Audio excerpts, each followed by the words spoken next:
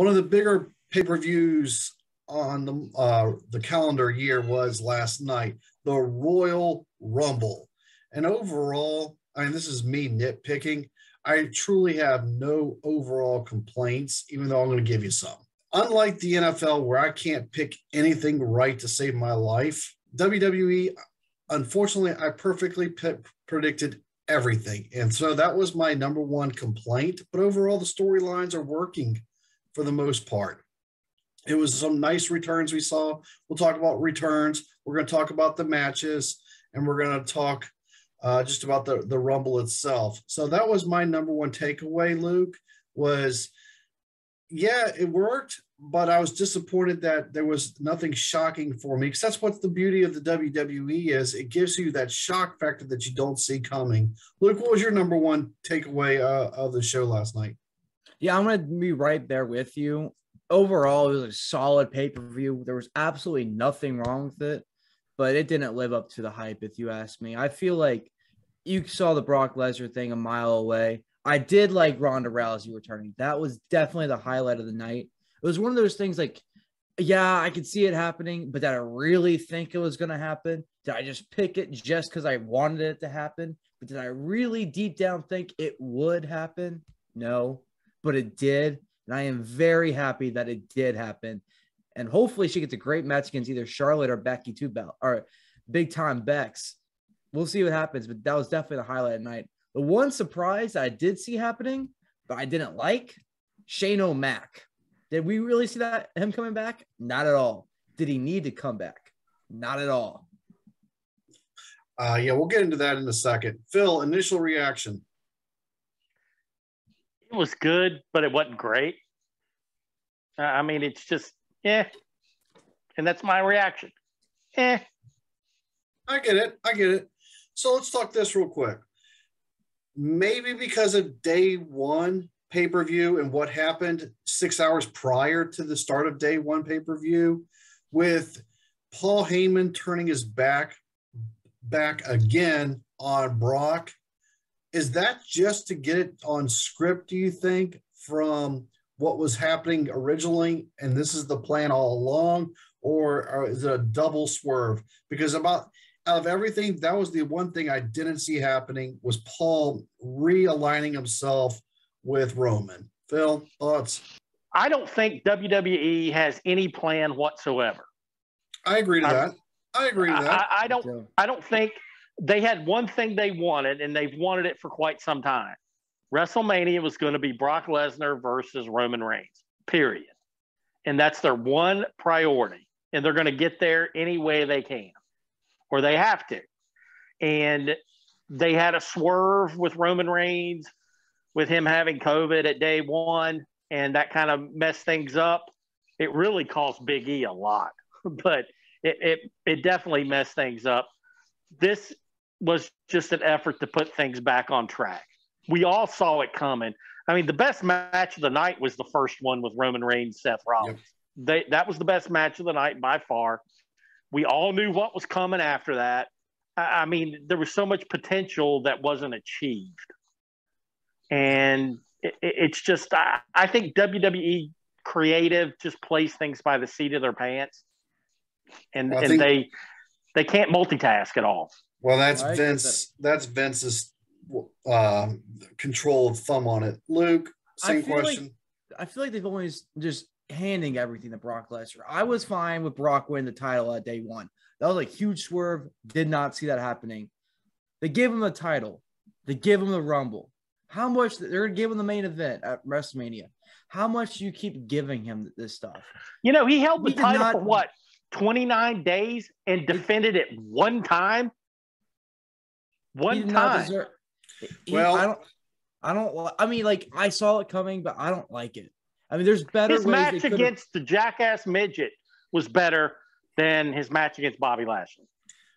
Phil, I'm going to go one step further, and I don't want to go on this subject, but I want to do those rules don't matter example. Shinsuke, he's been Intercontinental Champion for how many months now? He hasn't had a match, and he had one match as a tag team, and he wasn't even involved in it.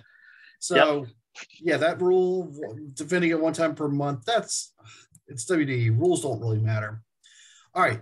What I wanted to happen when it was the final two, I wanted Drew McIntyre to eliminate Brock. And if Brock won the Elimination Chamber to face Roman, so be it. Okay. That's what I was hoping would happen. But my prediction from a week ago, Monday, was correct. Brock won the Royal Rumble. Here's not where I'm going with this. Here's where I'm going with this. Drew McIntyre was the absolute one true surprise return for me personally, because people like me actually keep up with this stuff, and they said he was months away. They wanted him back in time for Mania. There was zero hints, zero nothing. They said he was in a neck brace last week. Yes. And furthermore, they said he didn't even arrive to the arena until the start of the Rumble itself. So he was the most hidden one. The internet did, and they did a horrible job leaking out Bad Bunny and Shane O'Mac, who were the two other surprise entrances. And, you know, people like me who try to dodge this stuff still saw this stuff. So they did a horrible job hiding those two. And Luke, you've already touched base on Ronda. Phil, we'll start with you on this question. The surprise returns. What did you think overall about them? I will go with everybody. Ronda Rousey was the biggest surprise return, but I was expecting Asuka. I was expecting Kairi Sane.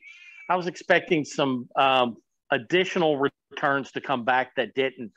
The celebrities that came in, I thought, and you'll never hear this from me again, Bad Bunny was great. Boo. I agree. He really, really stepped up. And he got picked up and placed over the rope to get eliminated. Did I tell you that? Or was I telling that? Who was I talking to about that? I don't know, but that was very obvious. Because him and Johnny Knoxville each got carefully picked up, placed over, and then pushed out carefully. 1 year ago today, Bad Bunny was a horrible wrestler, and The Miz had to carry every single thing he did. Now, I honestly think he did great. Yeah, I did too. Some serious time at the Performance Center. Good. Let's put him against Sheamus and see how he does against a bro kick. Oh, I'm not saying he can take a bump, but he looks really athletic. And yeah, I was perfectly fine with him being in the Rumble. His match was more enjoyable than The Miz versus Edge. That was junk. Luke, you said it yourself with Edge, unfortunately, has slowed down. Beth Phoenix was the best wrestler of that match. But Luke, the surprise returns itself, let's let you answer that question. What was your overall takeaway besides Ronda? They needed more NXT women's wrestlers than women's 40 and 50-year-old women wrestlers who would go in and get eliminated 30 seconds later, just wasting his spot because they don't have enough on the roster to get up to the 30. Why include 5 to 8, maybe even 10 women who are in their 40s and 50s and can't hang anymore? Clearly, if they're getting eliminated instantly, who's been in 2 or 3 Rumbles in the past 4 years, when you can include more NXT talent, but you have all the depth in the world and start making a name for themselves. Didn't understand what did you think about Michelle McCool when she came in? Did you expect to see Callaway in the men's Royal Rumble? I was halfway hoping to see that. I flirted with the idea, but I hope it didn't happen. So I really don't want to, but I'm glad it didn't. But good for her for coming back. But at the same time, they really could have included so much more NXT talent than they did. Yep. They could have. Well, it was a waste of potential.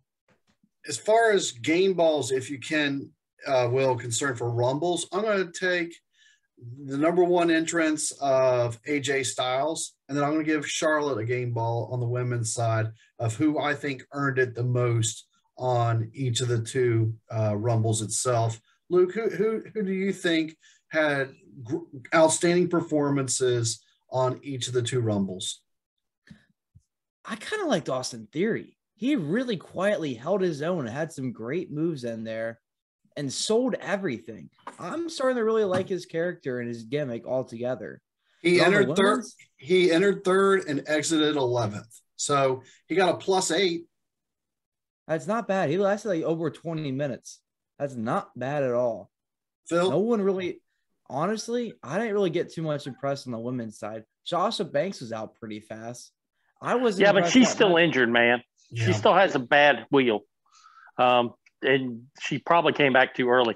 Look, women's side, I thought Liv did the best. Okay, I mean, I'll agree with you on that. I will agree with you. I thought that she was involved in everything. I thought that she looked good. She took bumps, and she also got over a couple of times. I thought she did pretty well. I enjoyed watching what she brought. I thought that they completely wasted Shayna Baszler, and there's so much that could have went together with Rousey and Baszler if they had brought them in earlier together and just had them destroy the field. Rhea Ripley was wasted in there because she's a beast. She should be highlighted more. I'm not even going to mention Bianca Belair. I don't like her at all, but I thought if anybody stood, I thought Liv Morgan stood out. Okay, but who did you just say that didn't get emphasized enough? Luke was talking over you. Rhea Ripley. Okay. I didn't think that she got used enough and she could have been highlighted more. Shayna Baszler, her working with Ronda Rousey, they should have brought them in earlier and just had them lay waste to the rest of the roster. The one thing I did like about the women's side, the final six competitors all were headliners. Yes. I did not like that about the men's side because 2 of your 4 were easily, you already knew it was going to be down. Let's go 2 of your last 5. 2 of your but Kofi, look what happened to Kofi. I guarantee you Kofi was probably supposed to be in longer, but he screwed up his move. Yeah, and that happens. It does. All right. I forget which one of you mentioned it earlier. Let's talk Big E for a second because he has gone to mid-card status real fast. He wasn't even in the 5 minutes. He was less than 5 minutes. Yeah, he got flipped out of the ring. The announcer's like, "Oh, Big E's out. Let's continue to the match." They didn't even make a big deal. They didn't re-show it on replay. He just got thrown over the top rope. What did he do to piss off Vince? Did he just not hold his character well? Well, take a look. You remember at day 1, what we got to see after the match. Big E sat out there for a good 10 minutes outside the ring. And everybody in WWE, all the officials, everybody else came out and said something to him. He refused to leave. He just sat out there by the ring. He was completely despondent that he lost his title. You could tell that meant so much to him. And I don't know. I mean, maybe they think he showed them up or whatever, but it's obvious that somebody has a grudge against Big E, and they're taking it out on him.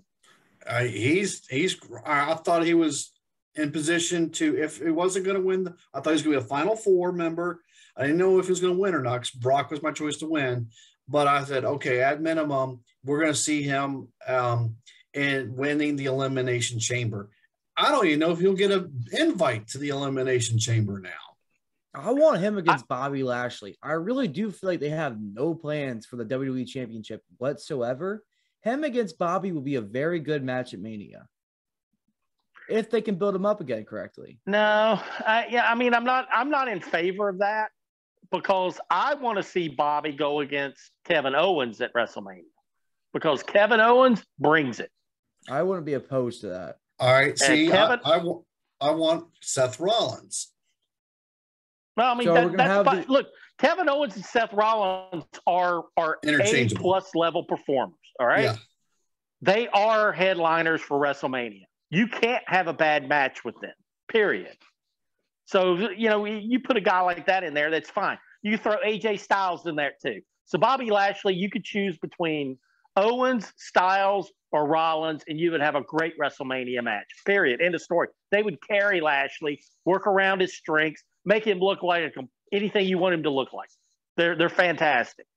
I thought Big E was, since he got signed to SmackDown, is a good filler opponent to carry Roman Reigns' rivalry until WrestleMania, because we know Brock's not going to show up every week for a build-up. He might go to Saudi Arabia because of the paycheck. but they're not meeting each other till right. So it'll be a is. once a month appearance until we get like 3 weeks before WrestleMania. He'll do the ramp up, but WrestleMania is not until what, mid-April?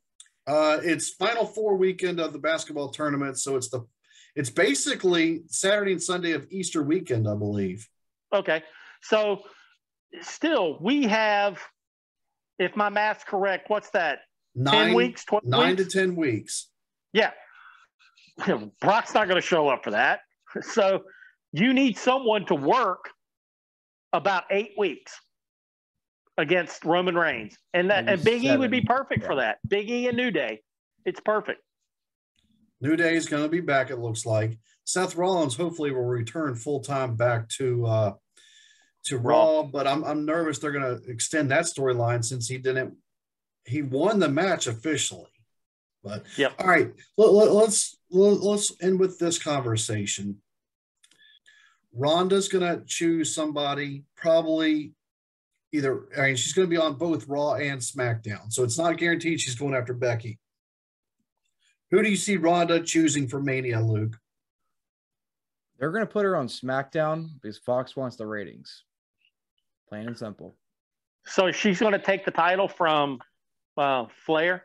Yeah. Charlotte, they put the title on Charlotte just to take it right off of her every single time. That's why she's like 12 title reigns by now. Why do they care about taking it right off? Becky Lynch has never lost that Raw title. She had to vacate it because she got pregnant. They're going to keep that belt on her for a very long time. But if she did lose it to someone, it would be Ronda Rousey. Still, whoever Ronda's facing, she's beating. I agree. I agree with that, Phil. Yeah, I can't say anything about that except for Ronda versus Becky at WrestleMania is a bigger match because it's revenge for Ronda. And you would have to let Ronda take the belt from Becky. But I was watching the Stone Cold session and Becky was talking to Stone Cold Steve Austin. I saw that as well. And what did she say? She now has made it. She has control over her character and has input. Do you think she's going to willingly drop the title? I kind of agree with Luke's point of view. I think she's going to go. Ronda's going against Charlotte this year, and then next year in LA, Ronda and Becky. And I think if Becky still has the full belt for a year and a half, almost a year and 3/4 by that point, then she'll drop the belt to Ronda. Then I guess she's going. Who's Ronda going to drop the belt? Because she's going to take the belt from Flair then at WrestleMania. Yeah. So who's Ronda going to drop the belt next year to? An up-and-coming wrestler like Rhea Ripley or somebody like. I was going to say Shayna Baszler of all people, and just put it on for a brief moment during SummerSlam. I think Baszler deserves I think Baszler and Ripley both deserve to wear the belt. Me too. And quite frankly, after watching Liv perform, even though she missed a lot of moves at day one, I see her getting better. I think they should really invest some time into Liv and let her go as a face and let her take the belt next year as a face. And here's another thing. It's called Money in the Bank. So Ronda wins the match, gets destroyed, then some stable helps destroy her more, and then the cash in. I can see that, and that'll be a safe finish.